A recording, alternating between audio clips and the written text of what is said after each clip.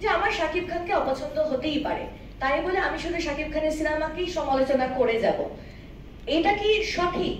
নাকি যতগুলো সিনেমা হয়েছে সবগুলো থেকে চিন্তা করে আমরা ফিল্ম ইন্ডাস্ট্রি নিয়ে কাজ করব? এইটাই হচ্ছে আমাদের যারা বিনোদন সাংবাদিকতা, এবং আমি খুব দায়িত্ব নিয়ে কথাটা বলতে চাই, কারণ আমি পার্ট অফ বাচসাস, বাংলাদেশ চলচ্চিত্র সাংবাদিক সমিতি। আমাদের কিন্তু কাজ এই ইন্ডাস্ট্রিটাকে গড়ে তোলা এবং সুসংগঠিত করার যে ব্যাপারটা, এটা কিন্তু আমাদের একটা অনেক বড় দায়িত্ব। যেটা মনিরা ম্যাডাম বলেছেন, এটা কিন্তু আমরা এগ্রি করি যে বিনোদন সাংবাদিকতা অনেক বড় একটা পাওয়ারফুল জায়গা।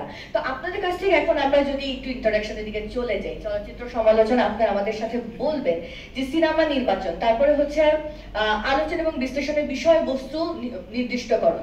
আপনাকে যে সবসময় ফাইট নিয়েই কথা বলতে হবে, নট নেসেসারিলি। আমি নিজে ফিমেল, দেখাই যাচ্ছে, এখানে নতুন করে বলার কিছু নাই। তারপরও আমি কি শুধু ফিমেল সেন্ট্রিক সিনেমা নিয়ে আলোচনা করব? আমার তো সবচেয়ে প্রিয় সিনেমার মধ্যে একটা হচ্ছে ওয়েক আপ সিক। আমার মানে স্কুল ফ্রেন্ডের পর আমার সবচেয়ে প্রিয় বন্ধুরা হচ্ছে গাই ফ্রেন্ডস, মানে ছেলে বন্ধুরা। তাদের স্ট্রাগলটাও কিন্তু আমি দেখি, যেগুলি বিভিন্ন সিনেমায় এসছে। আমরা কি তাদেরকে নিয়ে কোনো কথা বলবো না? কারণ আমরা ভাবি যে তারা মদতপুষ্ট, বা আমরা ভাবি যে তারা সুবিধাভোগী। এই কারণে কি আমরা তাদের কোনো সিনেমা নিয়ে কথা বলবো না? তাদের মাথাও কি বোঝানো থাকে না যে একটা বয়সের পর আমাকে পুরো পরিবারের চাপটা নিতে হবে? এই ক্রাইসিস নিয়ে কি আমরা কথা বলবো না? ক্রাইসিস কিন্তু সব জায়গায় আছে। সো আলোচনা এবং বিশ্লেষণের বিষয় নির্দিষ্টকরণটা খুব ইম্পর্টেন্ট।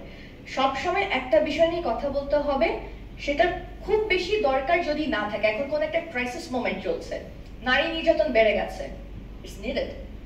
শিশু নির্যাতন বেড়ে গেছে, ইটস নিডেড। গর্ভধারণ প্রক্রিয়া খুব জটিলতার মধ্যে পড়ে গেছে, খুব দরকার। এইচআইভি মারাত্মক হয়ে গেছে, খুব দরকার, যেটা নার্গিস আক্তার ম্যাডাম খুব সুন্দরভাবে করেছেন। চলচ্চিত্র সমালোচনা করে আরেকটা হচ্ছে অন্তত সিনেমাটা দুইবার দেখা। যেমন ধরেন আজকে মনিরা ম্যাডামের সেশনের পর আমার সেশনটা হয়তো আমার অনেক সুবিধা হয়ে গেছে।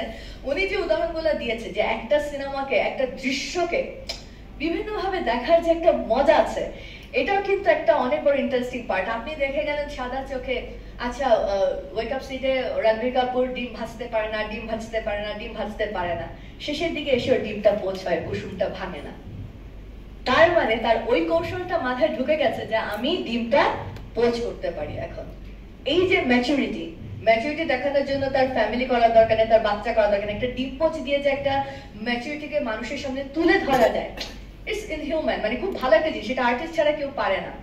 নোট বা পয়েন্ট টুকে রাখা। অবভিয়াসলি আমরা মনে করি যে আমাদের ব্রেনে সব আছে, এবং ব্রেন হচ্ছে ফটোগ্রাফিক ব্রেন। এটা আমি সবাইকে বলি যে সবার ব্রেন ফটোগ্রাফিক, কে কিভাবে ব্যবহার করে সেটা ভিন্ন বিষয়।